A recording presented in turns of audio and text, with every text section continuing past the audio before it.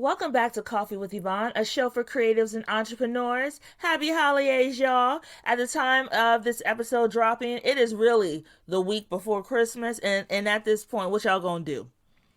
What y'all gonna do? Because I've checked Amazon, and if you don't get your stuff in by at least, I would say Wednesday, I think all hope is lost at getting it to your door. Now, let's not forget, cash works for everybody. So if you don't have your gifts together, Cash App, Venmo, Zelle, all the things do work. But I hope you're having a great holiday season, getting all the Christmas movies in and spending time with the family, those you choose to and those you block.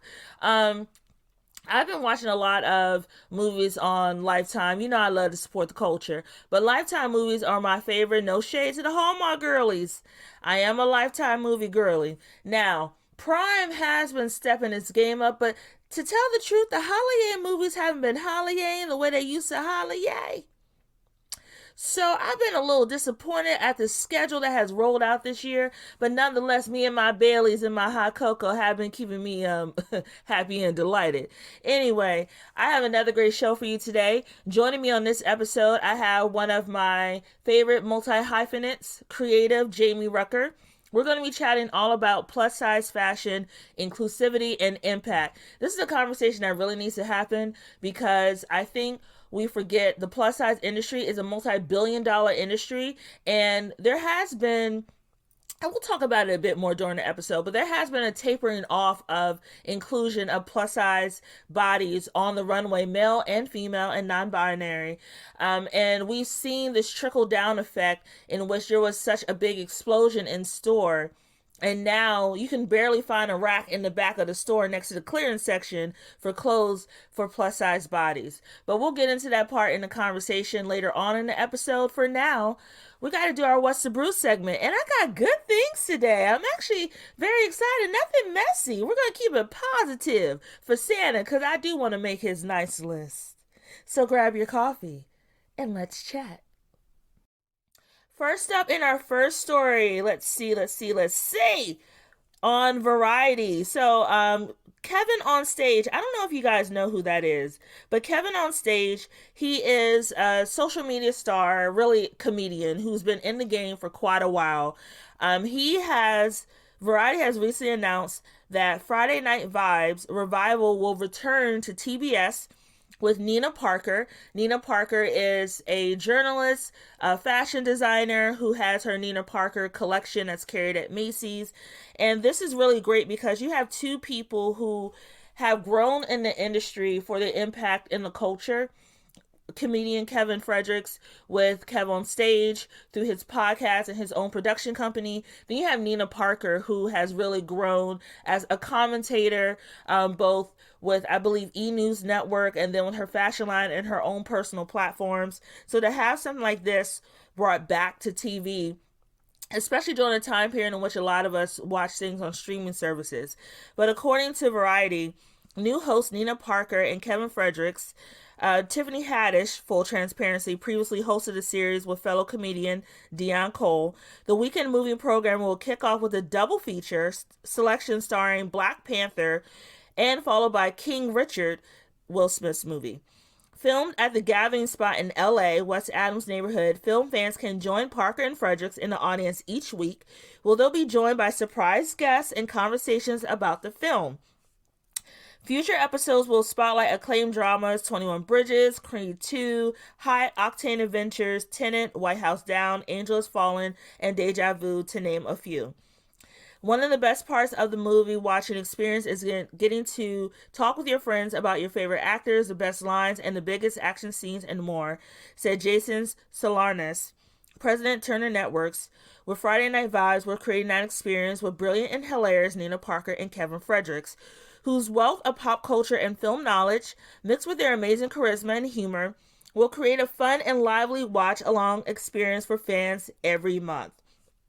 I love this. Again, we are giving people who have actual talent in the industry and who have put in the work an opportunity to build their platform and also to be introduced to audiences that may not be familiar with them, because these folks, to be honest, y'all, are predominantly known through black and brown cultures. And a lot of times, you know, in order to be considered famous, you have to be famous in various reaches.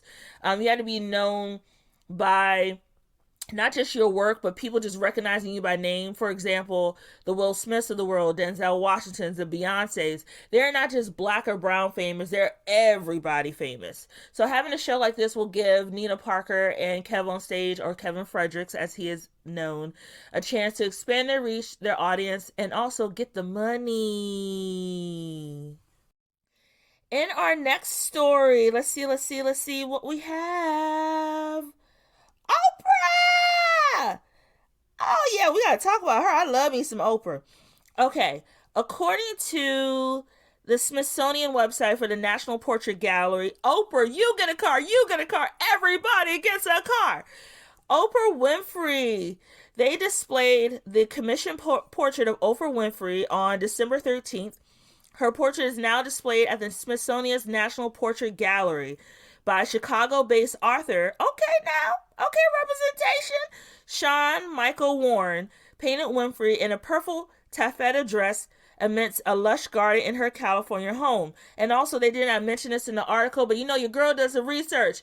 Guess who designed the dress, y'all? Christian Siriano, Maryland native and winner of Project Runway, and now mentor on the same show in which he won. Okay, the full-length 316 by 56 1/8 portrait commissioned for the museum's permanent collection, which she ain't temporary, she gonna be there, will be on view on the museum's first floor beginning December 13th. As a global media leader, philanthropist, producer, actor, author, and entrepreneur, Winfrey has made significant contributions to American pop culture, which has earned her a place in the National Portrait Gallery. This was revealed by an invitation-only event. A few of the creatives I follow went to the event. Danny. Hi, Danny. She went. A few other people I'm familiar with as well. And it was just a great thing to see someone like her who's been putting in the work for decades, y'all. I remember watching Oprah. Oh my gosh, I'm a late 80s baby born, 90s raised. You do the math. But I remember watching Oprah when I would come home from school and seeing her on TV. One, seeing a woman who was plus size. That was very highly scrutinized back then, by the way, and still is. Someone who was plus size, someone who was a darker skin tone, someone who wasn't considered conventionally pretty for the media then. That was so powerful to see Oprah build her own platform through her own talent. And low-key, high-key, it also inspired me as well.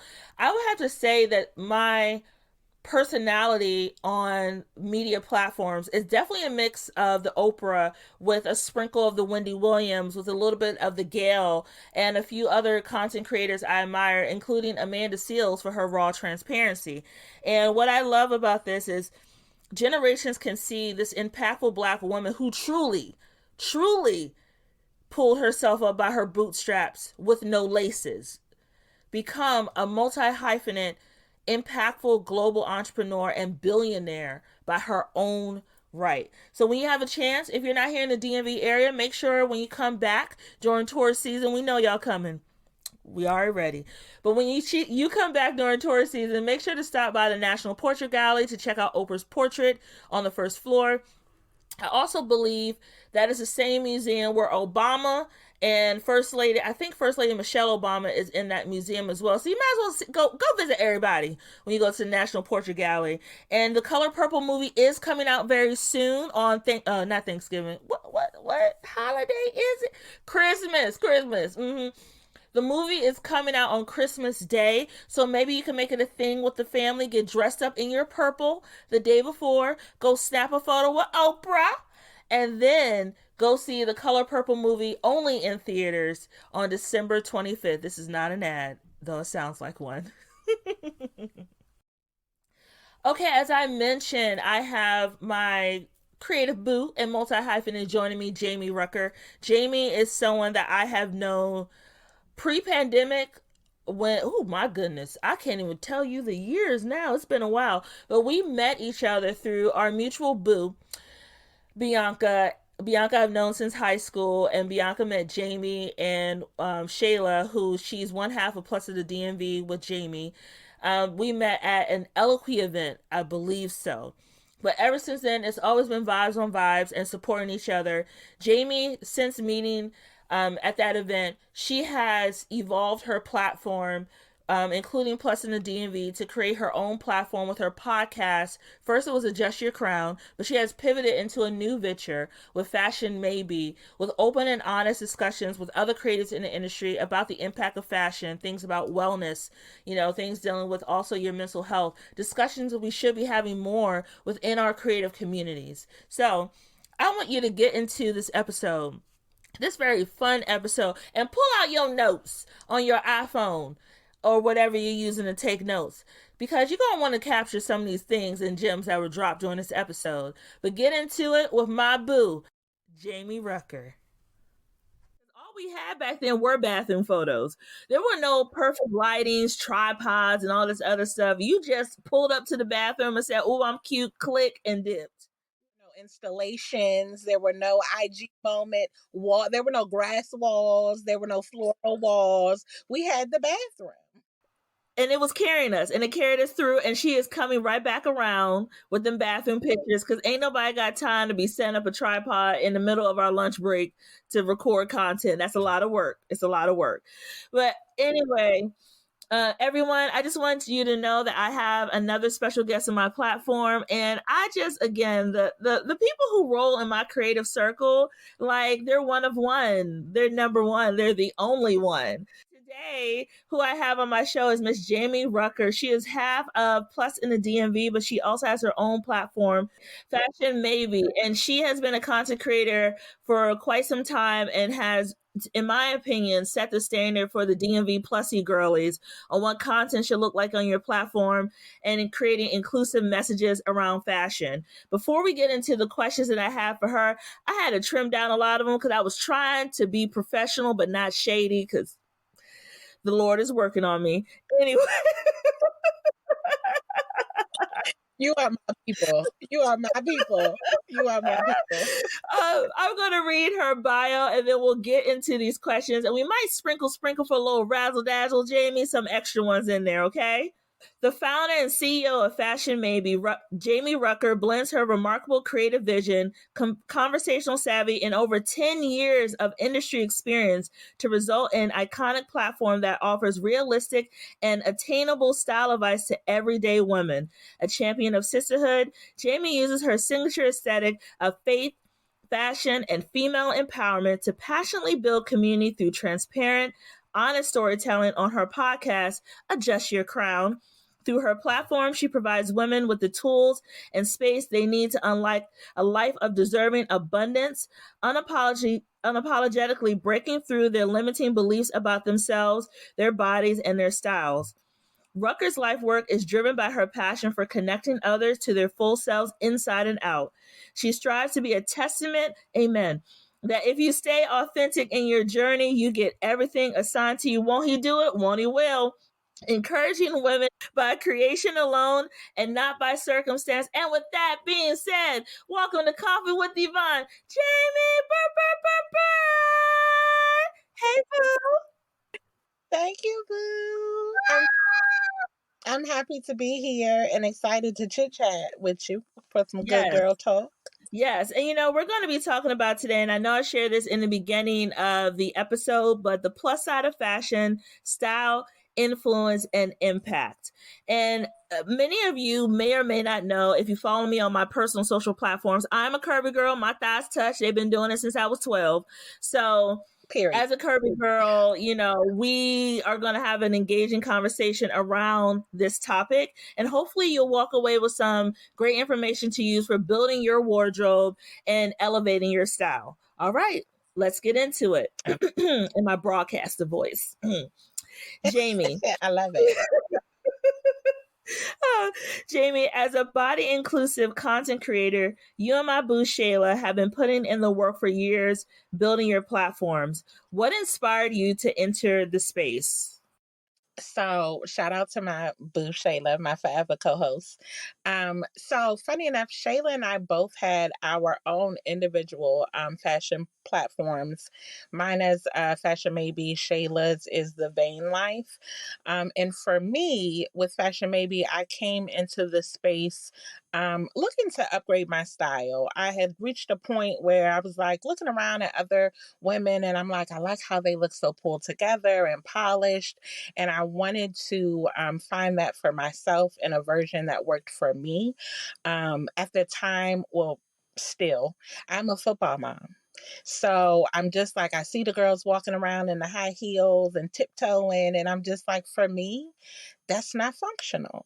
So for me, I wanted to find a style that fit my curves, fit my lifestyle as a mom, and specifically a football mom, but also fit my budget because, again, I'm a mom and a single mom at that. So, we got tuition. Um, we've got other expenses that we need to consider too. So that was kind of where I came into it. And then I bumped into my good girlfriend, Shayla, at a fashion show. And funny enough, those that don't know, Shayla and I have been friends since high school. So I've known her forever. And so we both found ourselves, I say randomly, but nothing about it was random to me.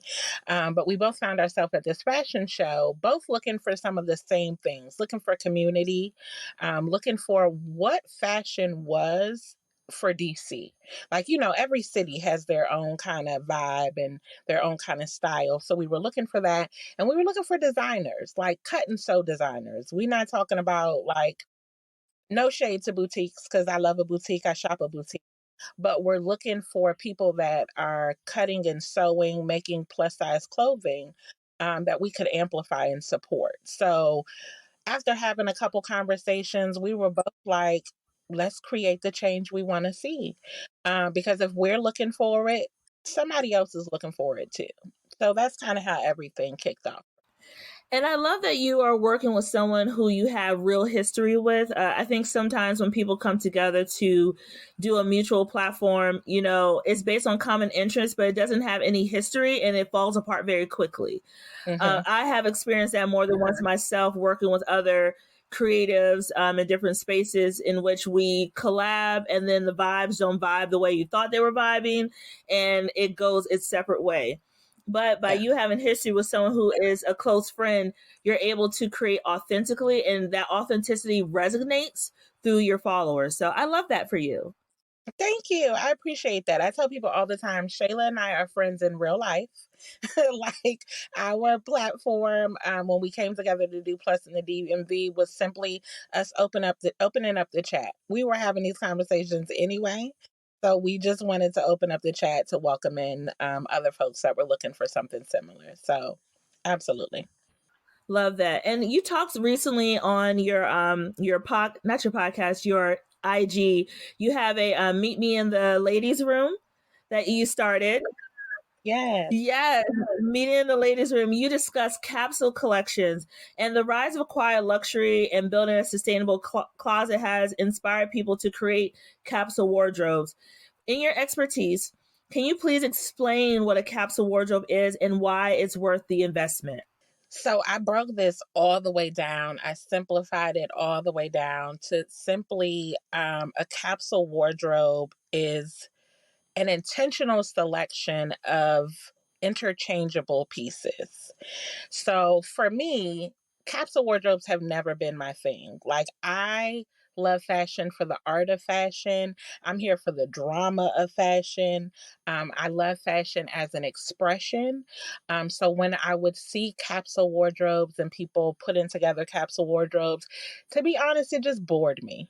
And I'm just like, I was always like, yeah, I could never do that. And then I was on a live with Chi Chi from Supple Chic, and I asked her how many pieces should go in a capsule wardrobe, because that's what I always saw. It's like 5 to 10 pieces or 10 to 20 pieces. And I'm just like, I like too much change to only have 10 pieces to rotate. And so she told me that there is no limit on how many pieces can go in the capsule. The pieces just need to be interchangeable. And so that like opened up the window for me. So what I decided to do, because I got the return to work email and I had had some conversations with a coworker of mine, and she was just like, "Oh my God, I don't know what I'm gonna do. None of my clothes fit. I don't have anything to wear." And I was like, you know what? This is a perfect time, it being winter or fall and winter, to implement a capsule wardrobe, because that'll help us cut down on, finding stuff to wear. So I started putting together a capsule wardrobe. But as far as the benefits that I found so far for me, one of them, like I said, it was kind of the ease in the return to work hustle and bustle. It also allowed me to know what I have. Some of us have so many clothes that we don't know what clothes we have. So it forced me to go through my wardrobe, because I also don't believe in going out and buying a capsule wardrobe. Most of my closet besties, I know have enough clothes and potential in their closets already to create a capsule. I know you have potential in your closet. No, go ahead, point them. Go ahead, point them elbows. So I started in my closet, and I went through my closet. So it helped me know what I have. It also, for me, in the morning when I'm getting up to go to work, a lot of times it's, or the night before, it's, oh, what am I going to wear? What am I going to wear? What am I going to wear? So the capsule also cuts down on decision fatigue for me. If I know I've hung up my entire capsule in my closet, so I know I can go to this specific section of my closet, pick a top, pick a bottom, and all of them are interchangeable. So anything that I pull out will work. And then lastly, kind of what I just alluded to, is that it slows down consumerism. Season after season after season, we're like, buy, buy, buy, buy. What's new, buy it. What's new, buy it. So a capsule wardrobe kind of helps us focus on the clothes that we already have, and make them work the best for us. And I definitely agree with that, because I've noticed in recent years, I've stopped doing so many hauls. You know, the hauls are very popular on TikTok, on Instagram, and you buy all these hauls of clothes and then you find yourself donating them the next season, because you weren't buying to work into your existing closet. Yep. You were buying to have something new. So now I've slowed down in my buying process, and I look at my wardrobe. I'm like, okay, what am I missing, or what needs to be replaced, because I worn it to death. And I've noticed I've started to, and one of my best friends pointed this out to me, I started wearing a lot more black. And as someone who is naturally very colorful, I'm like, why am I being so drawn to black? But black to me has, you can do so much with black, like from the details, the different textures, et cetera, et cetera. And I notice I'm building out my black section of my wardrobe more intent, specifically, instead of building out more color in my wardrobe, because I have enough of that. You brought up a lot of great points there, especially the sustainability part. We have become very wasteful with fashion, and no shade to brands like Shein, Temu, Fashion Nova. They're not, in my opinion, creating quality pieces that are going to be in your closet for 5+ years. There has been a push for brands, and we're going to talk about this because it needs to be discussed. It's been a push for brands to expand their sizing to various shapes and sizes, but many brands have yet to understand the needs of their curvy clients or limit offerings online instead of in store. As a customer and body inclusive advocate, how can brands effectively market their curvier lines or expanded lines to their target audience? So my first thing in terms of marketing to us is to make the clothes. And we're not asking you to reinvent the wheel. The same clothes that you're making in straight sizes, make the clothes, just extend the sizes. Um, and also to just take the risk. Like, I understand it from both sides. I understand it from the business side. And recently I saw an interview with the owner of Never Fully Dressed, I believe. And she talked about the taking the risk as a business, and what what costs are associated with that. But she mentioned that it's more important to them to be on the right side of history and to do what's right than the possible associated risks. So, in terms of marketing, I would just say create experiences for your customer. Um, Back when we had an Eloquy here in the DMV, one of my favorite things was that was a gathering place for us. Like we could go, we could gather. We're hanging out in the fitting rooms. We're having little personal, private runway shows of our own. Like Eloquy always popped a bottle for us. Like it was an experience, and that's not something that we often get as a plus size shopper. So that's a great in-person experience. But also, both you and I recently went to the Universal Standard trunk show, which if you're not going to have a brick and mortar, which Universal Standard does, but we don't have one locally, but they did a tour where they were going around and inviting their customers out.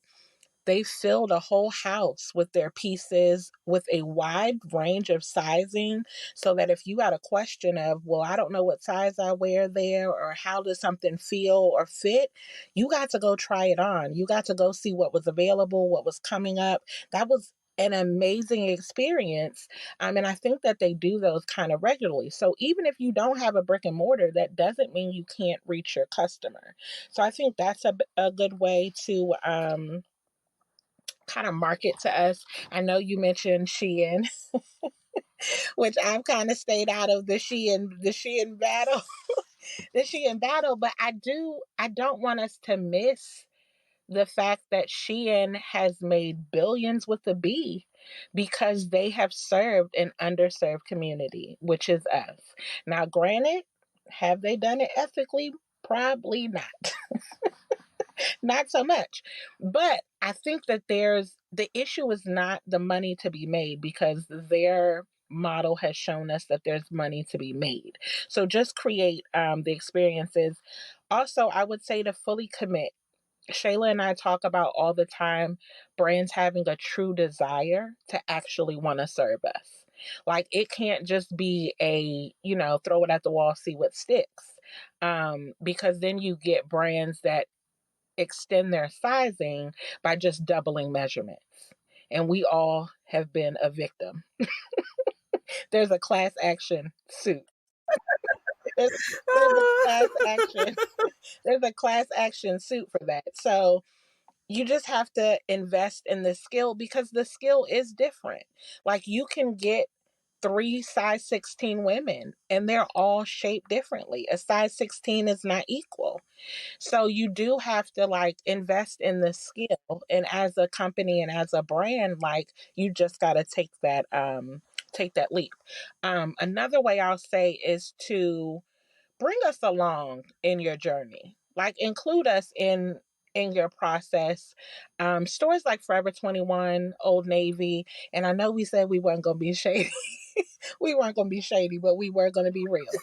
So stores like Forever 21 and Old Navy rolled out a huge campaign They did. for including plus sizes in store, and how we would get to shop alongside our friends, and like all of this marketing went into it. Girl, wear them We clothes. don't know. Like they've pulled a lot of the larger plus sizes from in-store experience with no word, Mm-hmm. like no communication, no nothing. So it's like, I get it from a business side. If you decided, okay, this is costing us too much overhead, we're having too much waste, like something, communicate that with your consumers so that we know what's going on, and we don't show up in these stores looking for our section or our size only to realize, oh, shoot, it's gone. Mm-hmm. Mm-hmm. So, same with Forever 21. We went from having these massive sections in the store, typically in the back, but It's always in that's the for another back, but day. go ahead.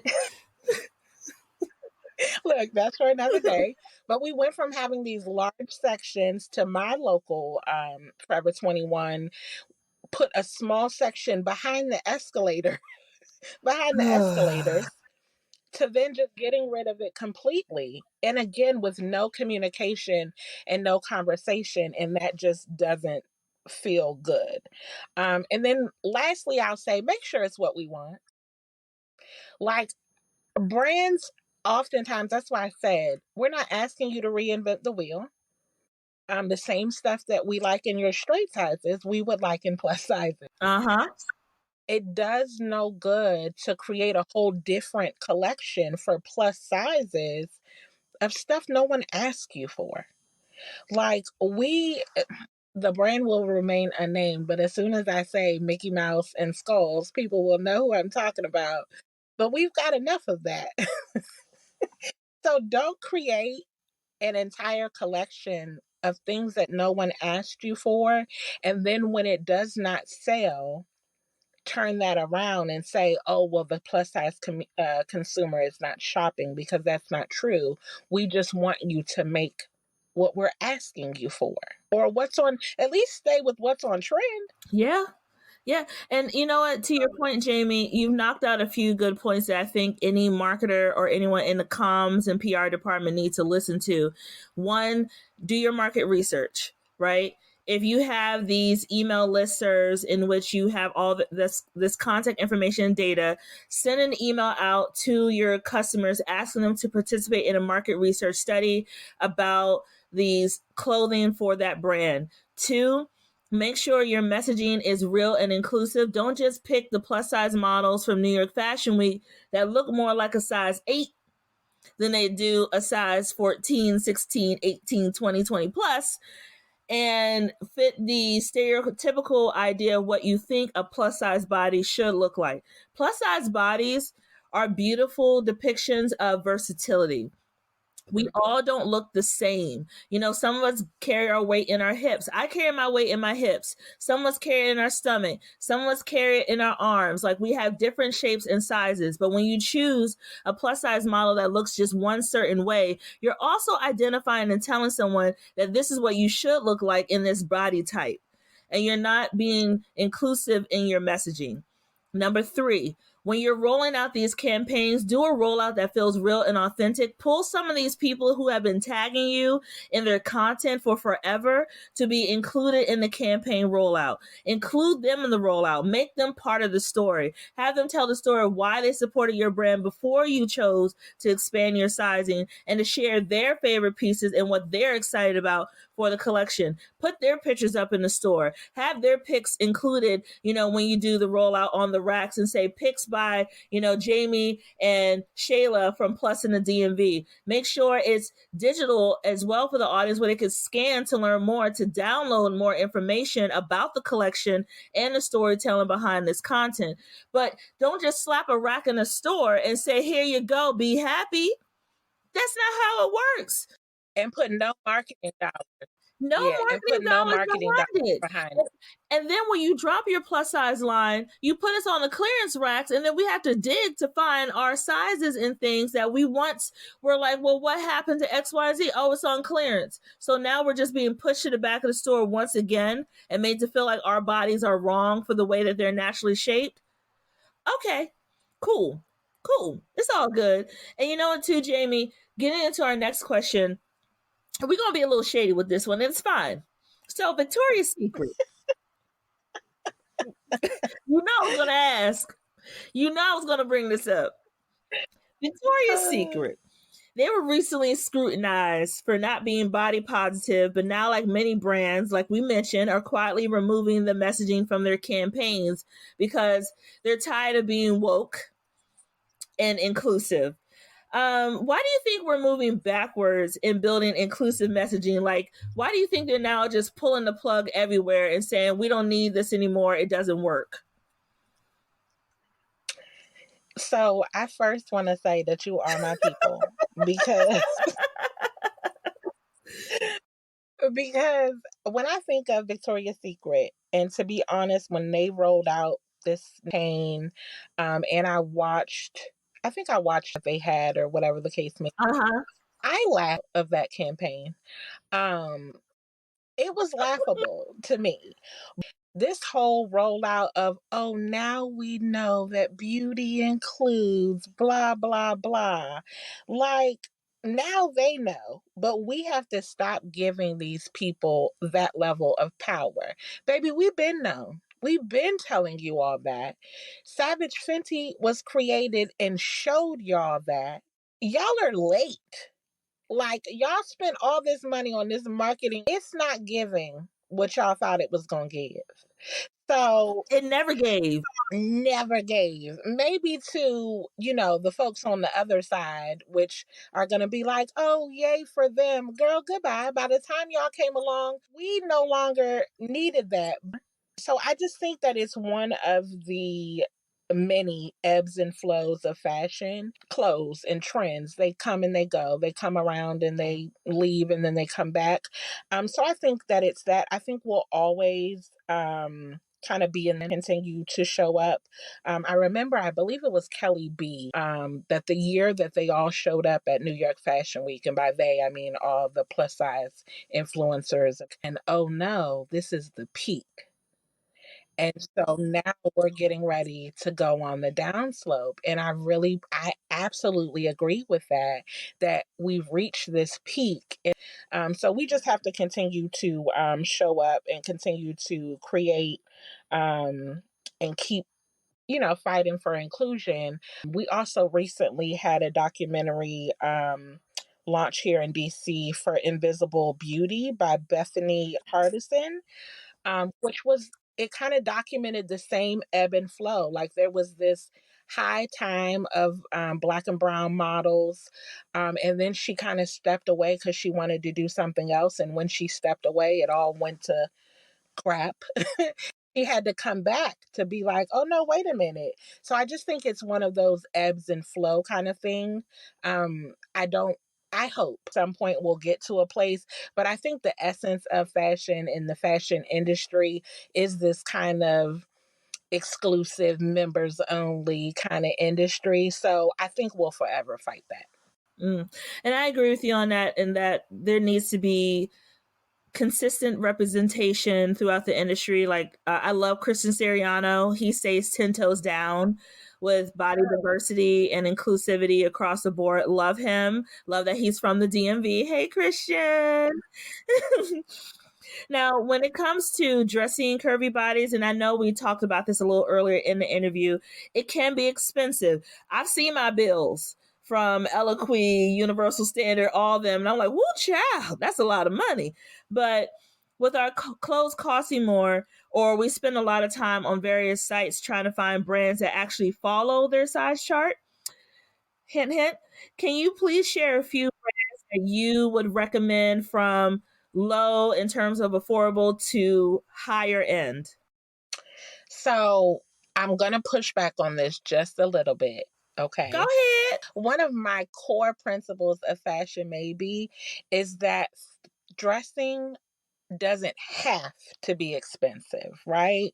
So I'm all for making, like we said earlier, fashion fit your curves, fit your lifestyle, but also that. But so I think brands in terms of on the lower end, and I'm going to say these are my personal highs and lows, because my high is probably not going to be your Gucci or your luxury kind of brands. Those aren't my highs. One, because Gucci doesn't make anything that No, fits my waist, so that's me.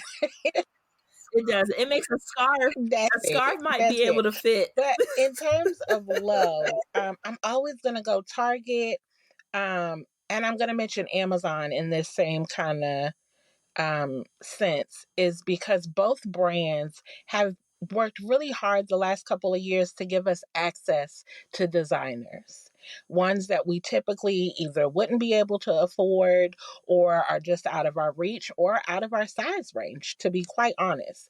Sergio Hudson's collaboration that he did with Target, normally his collections don't go up to a certain sizing. But by his collaboration with Target, it brought that to us. The same thing with Amazon. Amazon has been doing the drop. That is giving us access and allowing several influencers to design these collections that typically the design in the pieces um, is normally not stuff that we have access to as plus size bodies. Um, Trends tend to trickle down for us. Like it might take us a year or so to get something that's on a runway today. So by Amazon doing this, and Amazon ranging from whatever their smallest size is up to a 4 and 5X, we now get the same things that other people are having access to on time for the trend. On the higher end, I think our popular brands that Universal Standard. I'm never gonna tell you to buy a $600 white tee. My staples is a white tee, and actually I have it in white and black tee from Universal Standard. They're incredible. So, and even though, you may look at some of the pieces even on Universal Standard and they might be a little expensive, but baby, Universal Standard runs a $25 sale every year. Wait for it to come around. There are ways to shop some of these more expensive brands. Eloquy, we all love Eloquy, but sometimes Eloquy can get you for a $300 suit. So, Jaimee, we also have to talk about the unsung hero of getting dressed, your foundational garments. As someone who believes in, having a good pair of Spanx and some shorts, and a good push-up bra to keep the girls together, what are some garments people should consider when dressing for curvier bodies? So I think this is another one of those controversial topics because, you have I didn't mean to cause controversy. but you have people that swear by them, and then you have some people that feel like shapewear or garments, foundational garments, are kind of conforming to societal standards and pressure, blah blah blah. I'm like you, I prefer them. I like to feel pulled together. um so I get both sides. But for me, I like to be pulled together versus snatched. Like I just like all my bits to be in place, but I still appreciate being able to breathe. So I've tried some of the snatched garments, and I think you just have to be careful with some of those because I feel like it can quickly go down a slope to feeling like a case sausage or some of them to even like make you look pregnant. So I think it's important to pay, Girl. yeah, I think it's important to pay attention to the detail of the undergarment. You'll see some provide like mesh on the side and on the butt. Those allow for those areas to kind of be a little more natural and relaxed, and not compressed. So for those of us who are on the, little butt committee, like don't squish what, the little bit that we do have. So for me, my OG pieces are from Lane Bryant. And I do believe that every woman, no matter your size, should have a high waist short and a high waist brief, just at a minimum. And my daily piece is actually from Yitty. Yes, I do love my Yitty. Yes. Yeah. So I recently saw that they're now making shapewear for your arm. I refuse. Like that I won't have that. But yeah, just a everyday high waist short or a high waist brief. Um those are the ones that I swear by. And of course you always need a good bra. And I'm big on being sized for your bra. Most places do that for you. You can go to a Lane Bryant or you can go to any um, underwear store. We have a Cherry Blossom Bridal, I believe it's called, here in Maryland, that does free fittings, and we did a event with them as well where they got everybody fitted for their correct size. And don't feel bad because I think the stat was like 80% of women are walking around in the wrong size bra. And I get that for several Yes. reasons. Like once you get up to a certain size, bras are expensive. So I understand, sometimes Girl, who you telling? look, so I understand sometimes like going making it work, but you should have key bras that actually are your actual size. So, yeah. And I love that you share that getting fitted for the right bra, being open to different foundational garments is a good way of looking at keeping your wardrobe cohesive. Hmm. But what for more importantly for you, and thinking about what's next, you've done such a great job of building this platform. What do you see your platform going in the next level? Like, do you see maybe a collaboration for yourself or venturing more into the content creator space outside of your podcast and other creative work? Ooh. So, in terms of do I see a collaboration for myself? And no, I don't see it. I won't say that it's not going to happen. I'm just going to say that I don't see it for myself, and I value people who were given that gift and given that talent, and I think that you've got to have a passion for that. And I love clothes. I like to buy them. I like to wear them. I don't know that I would be as interested in actually designing them. But what I do love, I love podcasting. I love building my community. I love having open discussions. So for me, you mentioned earlier, the last meeting in the ladies' room, which is a new series that I started on FashionMabe, and I'm having fun with that. So we'll be leaning more into that. I know I've gotten a lot of feedback from folks wanting to participate in the conversation. So stay tuned to Fashion Maybe for that, because I have a big announcement coming about that. But yeah, I think I've always kind of teeter-tottered on fashion and podcasting and trying to find kind of where they meet and meld and in the middle. So I think I'm leaning more into podcasting.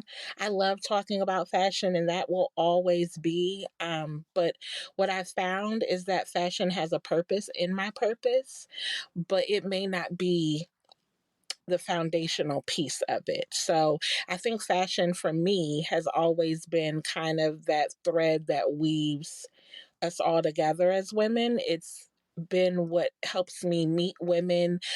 It's what helps women approach me in a room full of people. Like, one thing we can always find to talk about is, "Ooh, girl, that's cute," or "Ooh, girl, I like your outfit." So I think that'll always be a thing for me. It'll always have a purpose in my purpose. But I think I'll be leaning more into creating communities of women and creating space for us to have open and important discussion. Well, I can't wait to see what you do. And I'm always going to support you and be like, okay, Jaimee, I see you with your content. And I appreciate you being a supporter of me. And And also, don't forget, we got to cook up our own episode for that big event that happens every spring. absolutely. You know what I'm talking about? We got to get Absolutely. that down in the books with a few of our other folks as well. So people stay tuned for that, because I'm thinking of some things, and I like to see things come together. Yes. Well, what did we think? Did we enjoy it? I know you did. I know you did. And, full transparency, y'all. I know I say a lot of times I have my favorite people, but I am so blessed to have so many amazing people in my circle who are doing great things in their industry, that I bring my favorite people from those industry spaces onto my show because they deserve to be here. So when I say someone is my favorite person, I mean it holistically, and I want to be able to use my platform to give them even more shine, because they deserve that ability to be uplifted in creative spaces and have their voice broadcasted worldwide. I hope you enjoyed today's episode of the podcast. We have, let's see, two more episodes before the year is up. So make sure you stay tuned for that as well. And if you want to learn more about me and my business, go ahead and visit pinkdollhousemarketing.com. You can also learn more about me and my business by following me on Instagram at pinkdollhousemarketing. To learn more about me on the personal side, you can follow me on IG at pinkdollstyle, or visit me on the TikTok, that clock app, at Pinky Creates. I can't wait to chat with you soon. Okay, bye! Coffee with Yvonne is produced and edited by Yvonne Pearson. Coffee with Yvonne is created by Pink Doll House Marketing. You can catch the latest episodes by subscribing to Apple Podcasts or wherever you get your podcasts.